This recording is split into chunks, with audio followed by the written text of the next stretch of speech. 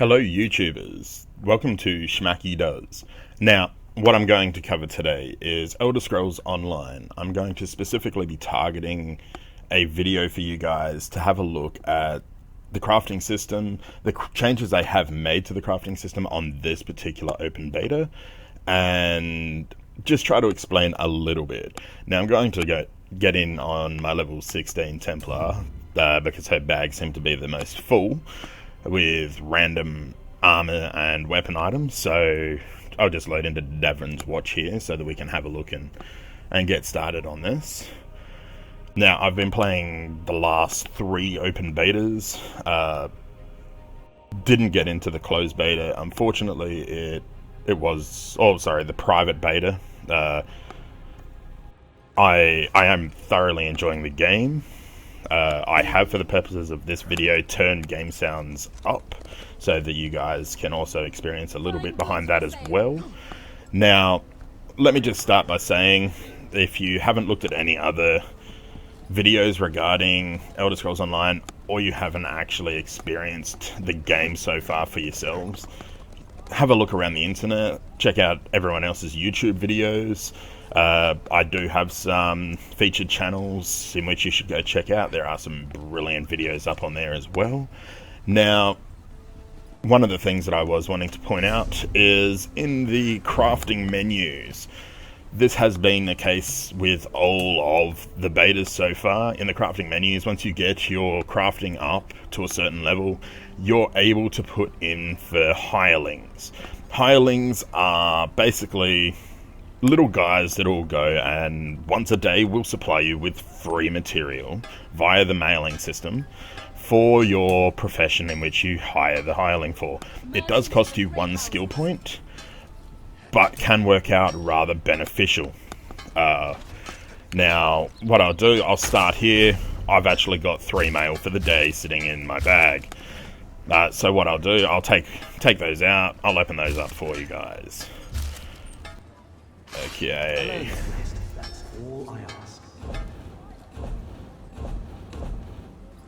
Now, just opening them up, you can see down in the bottom corner, I got myself a pitch. That's used to upgrade the components from a white item to a green quality item. Not getting anything really useful out of the other ones. I've got some ore and some scraps. Obsidian's used for your different crafting styles. We'll cover those in a moment. Now, in Davrin's watch, there are the 3 crafting locations. There's going to be, for your main armor, there is the 3 crafting locations. We're going to be looking at the blacksmithing, the clothier, and the leather worker. The woodworker over in this section here as well. Okay, so into the blacksmithing. To interact, you walk up to one of the anvils. There's one on either side of the room. There is quite a few people here as well. So we'll pick this one over here. It's a little bit quieter. Use your E key to activate. In the actual menu itself, under Refine, this is a change they've made. Refine never used to actually exist as a tab. It used to be under Deconstruct, and you used to have to select raw materials. Now you can come in here, you can actually select to do it. Just double click on, it'll add it down into the menu down the bottom if you've got enough materials. It does say it requires a minimum of 10 of each ore in order to turn them into ingots. I have 10 orichalcum, so I did convert that. Now, we'll start off the researching page. Bear with me, I'm just going to turn the game volume down a little bit on this. It does seem a little bit obnoxiously loud my end, so I'll turn that down just for consideration. Now, as you can see, I have already, under the research tab, I have got some traits already unlocked. What these traits do is they allow you to add special abilities to the weapon or armor in which you have already researched them for. One of the downsides to the game is, in order to get a trait on, say, a sword, you have to research it on the sword. For researching, you have to break down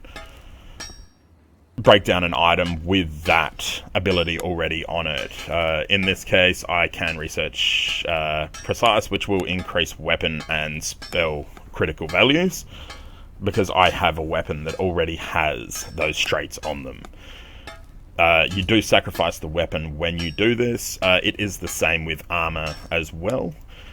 Unfortunately, breaking down for this to research reinforcement on these boots will not allow me to use it on any of the other armor. So it can be quite time consuming as well. As you can see here, it does take 6 hours for the first research. The second research jumps up to 12. Beyond that, I haven't shown enough interest to do a third research on a single piece of armor. So it is going to be worthwhile doing. Unfortunately, it's going to be a huge time sink. But I'm sure you guys will appreciate that. Actually, the dagger here is showing a 1 day for the third research. So I've already unlocked 2. To do the third, it will take 1 day of research. Not too bad, I guess. Now, under improvements, you can select any item. Whether you've crafted it or you haven't crafted it, you can actually select any item in your bag. If you've got enough upgrade material, it does show the tree down the bottom from normal to fine. You're going to need, in this particular case, honing stones. It is different for each profession. Basically, when you go to do it, it'll come up. Again, you double click on it, it'll bring it into the middle menu, and you can see here, for each one item you use, it increases the chance by 20%, up to a maximum of 100%. So you can guarantee that it's going to be upgraded to the next quality item. It shows you the stats here of the items, if there was any enchants or any special traits on the item itself. It would also list those there too, but I don't believe they actually increase. So anyway, let's get into the deconstruct side of stuff now. Deconstructing is where you pull a weapon or a piece of armor apart in order to retrieve materials for crafting out of them. This seems to be the best method of disposing of weapons while you are leveling a toon. If you level out of the requirement for iron, obviously don't continue breaking down weapons, use them for research as you would, or basically sell them to a vendor. At this point, I'm just going to go through and show you how to deconstruct. Again, you double click on the one that you don't want out of the list, and it'll add it into the middle screen again. You get an option to either clear it, which will put it back, removing it, allowing you to select another item. You can just double click on another item as well. Or you can just hit the R button or click on the deconstruct. It'll break it down. It'll come up in the middle of your screen showing you what you have received. I'll do this a couple of times. And as you can see, I'm getting some reasonable items out of this. I'm getting crafting materials, upgrading items. They do stack, so when you break an item down, if it's already got something listed there before it vanishes because you're breaking them down rather quickly, the items will stack up to show you an overall. So there you go. I've got a fair chunk of items. Now I've got no more ore to convert, so I'll head into the creation screen. Creation screen's pretty simple. You get your 2 tabs. You get armor, you get weapons. So you can select. With blacksmithing, you only have the one type of armor. It's listed as heavy. What you have is down the bottom, in the middle here, under materials, it shows you different types of materials in which you're able to craft items from. Now, with iron ingots, it allows you to craft up to level 14 items. Now, the way you do this is obviously, as you can see here with the iron sabatons, they start off at level 1. We're going to use 5 ingots to craft the level 1. Now, you can press R here, and it will simply craft that. If you increase up here, it'll increase the number of ingots it requires, but it also increases the level and the armor value. So you can go, as I said, all the way up to 11 ingots just for a pair of boots, and you can craft a level 14 item with these. Now, from level 14, if you happen to outlevel those, you can step up to the next ingot, which is a steel ingot. This is, of course, gathered from high iron ore. I don't happen to have any of that in my bag at the moment, unfortunately. Sorry for that. I probably should have had some for the purposes of this video. Again, you can increase the level by increasing the number of ingots required, and the steel ones head up to level 24. I should point out as well, the level increases for every every increase in ore that you use, it increases the level by 2 at this point.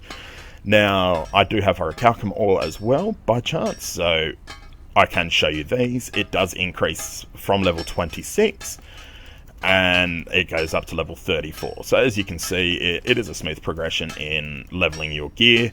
It isn't overly expensive to make a piece of gear. The ores are readily available through the game if you want to spend the time to gather them.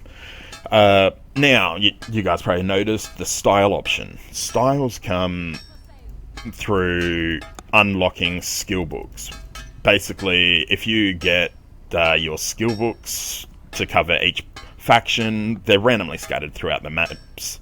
I found the best places to obviously get my skill books are in Cold Harbor, right at the very start of the game. Run several ults through, loot everything. I normally end up with 1 or 2 different style books at a time, so that allows them. You're always guaranteed to start with the style book of your current toon and faction. So in my case, I started as a Nord, so I started with the Nord style. I have unlocked the rest of them. They all have different appearances. As you can see as I'm cycling through, you can see the graphic here. I'll change it to chest. You can see the graphic here. That's what the armor is going to look like as you cycle through. It does change based on the appearance. It also changes based on the type of material you use. So if you go through here, you can see it changes a little bit. Not a huge change, but just enough to make you unique and to notice you have leveled. So you're not going to run around in level 1 appearance gear. Now the traits, again, I mentioned are from researching. If I come back here to Dagger, I don't have the materials for it.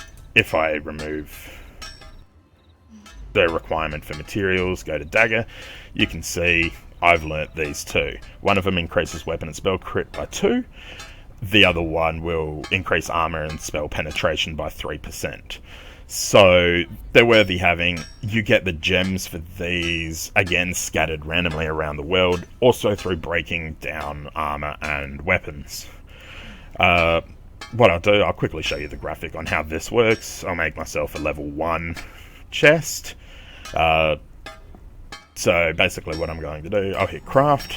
It'll come up, it'll highlight, and then it'll come up and say, I've received, and go back to nothing.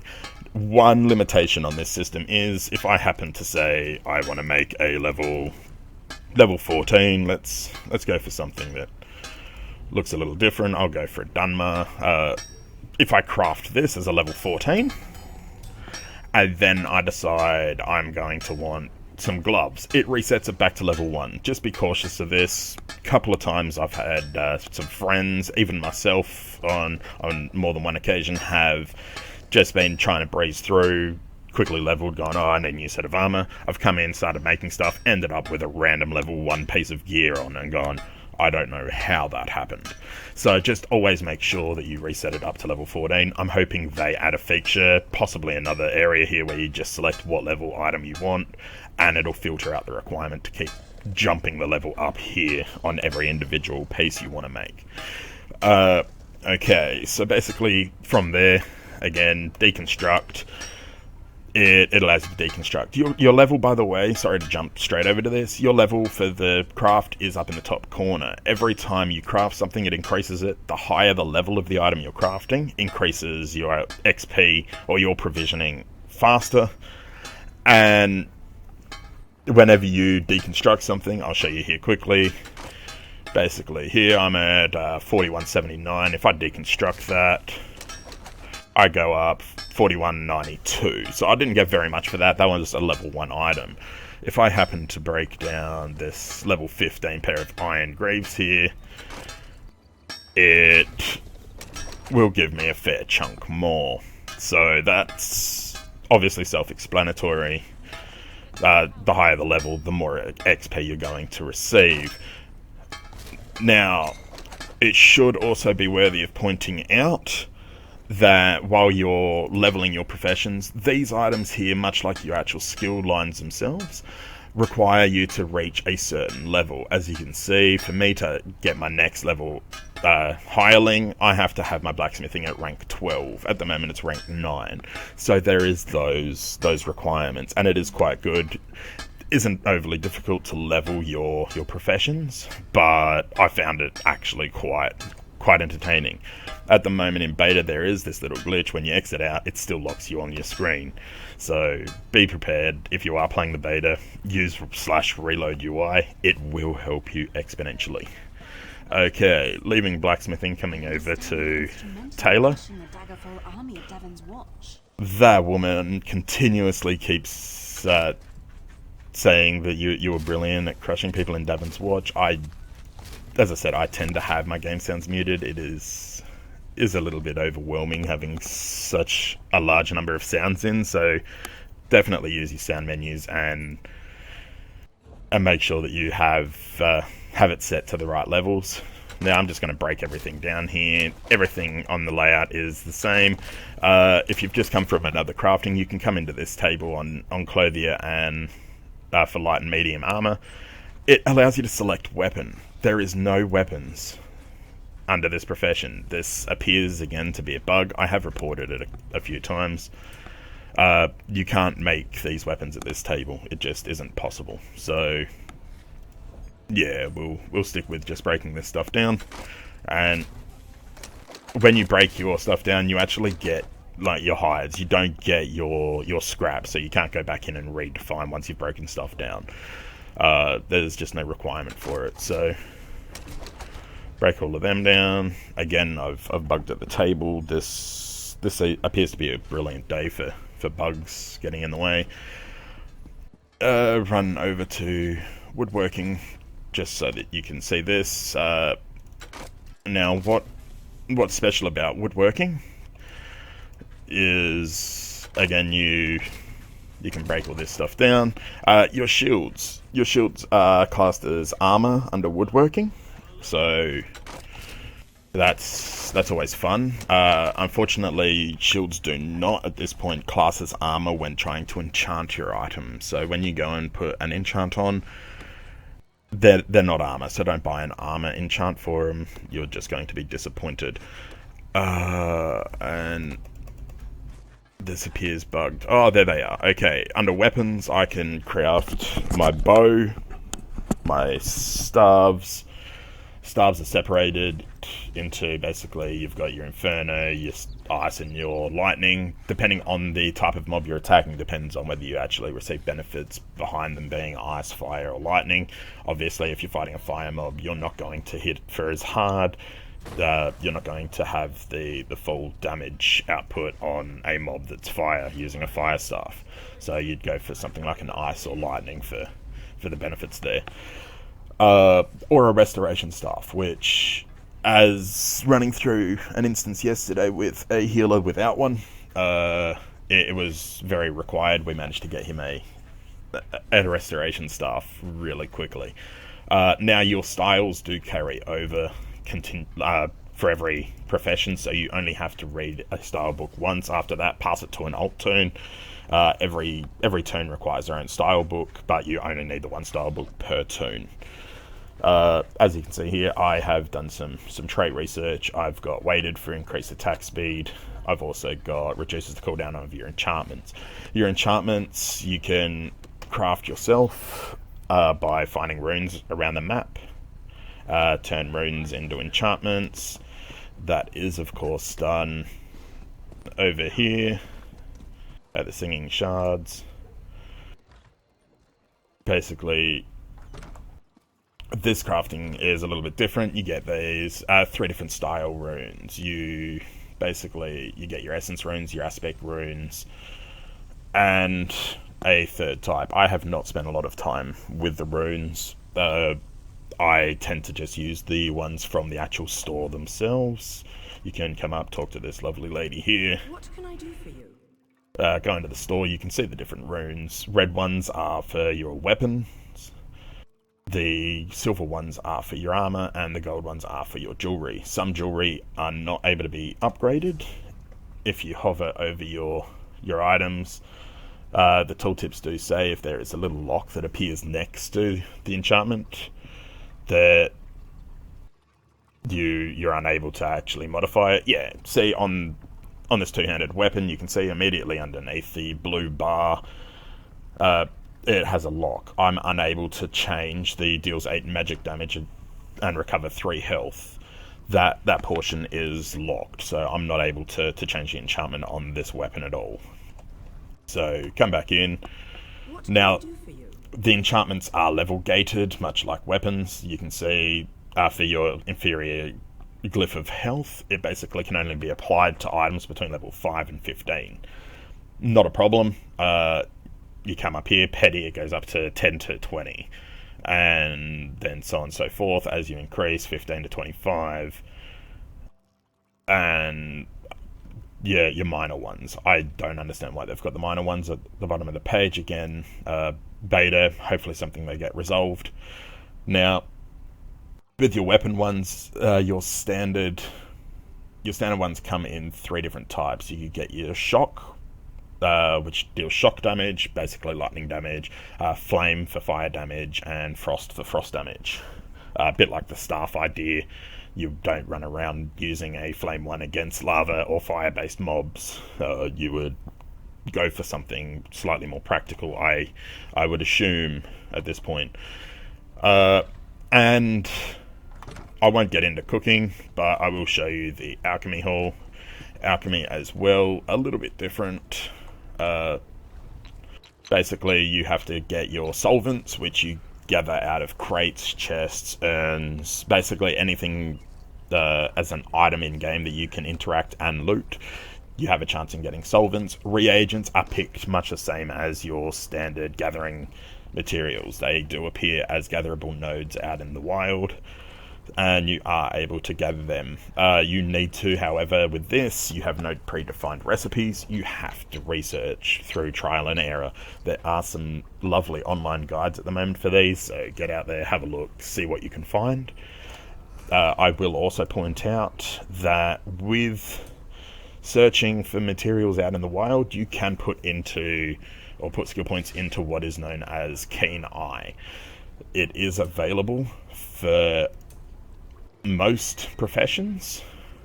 It is not available for provisioning, which is your food and drinks. Basically, it is just for the ones that require gathering. It adds a 20-meter indicator on nodes. I will quickly run out, show you this.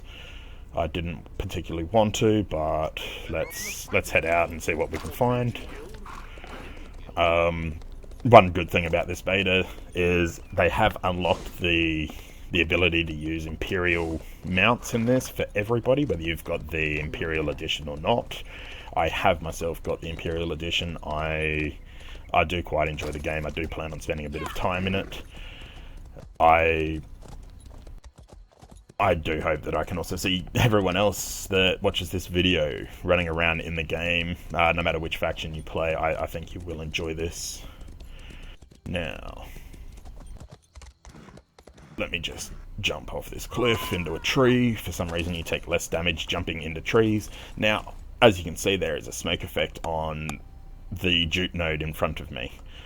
Now, that's only because I have it in Keen Eye. If I back out away from it, the smoke vanishes. It's only a 20-meter range at the moment for every skill point you put into it, and the further you level it to put the skill points in, the further the distance. It goes 20 meters, 30 meters, 40 meters for the 3 skill points you can put in. So that is really helpful. Basically, that's covering all of the crafting systems besides cooking. Cooking is a lot easier. You do get recipes for cooking. As you're roaming around, you'll find recipes. Recipes do fall in abundance for lower level. Your higher grade recipes are a little bit different. Your entry level recipes will allow you to increase your, for foods, increase your maximum main stat, whether it be HP, stamina, or magicka. The drinks will increase the recovery speed of those 3 stats. 1 stat per food or per drink. You can only run 1 buff at a time, not 1 buff of food and drink. It's just 1 buff in total from your provisioning. As you increase level and quality of the recipes and food that you make, you can actually get food that does allow for multiple stats at a time. So it is going to be a little bit easier, so you can increase your health and increase your magicka at the same time, or whatever combination you happen to build your class for. So it is quite a good crafting system. I thoroughly enjoyed it. It did take a little bit of time to work out at the beginning, but I have spent a lot of time running around actually working with the crafting in this game. A lot of time doing gathering. I spend quite a large portion of my gameplay anyway doing gathering and crafting. It's a main requirement in games. It's what I search for more than interaction with other players. So if you're kind of the same as I am, then I hope you enjoyed this video. I do look forward again to seeing you all in game in some capacity, whether it be PvP or grouping up for the purposes of questing and dungeons. It would be great. Thank you for watching my video. Make sure you click up in the top corner of my video at the end so you can subscribe, rate, comment on my video. I am looking for as much feedback as possible. I'm just getting this channel started, so any feedback is going to be better than none. I do appreciate you sitting and watching my video. Thank you.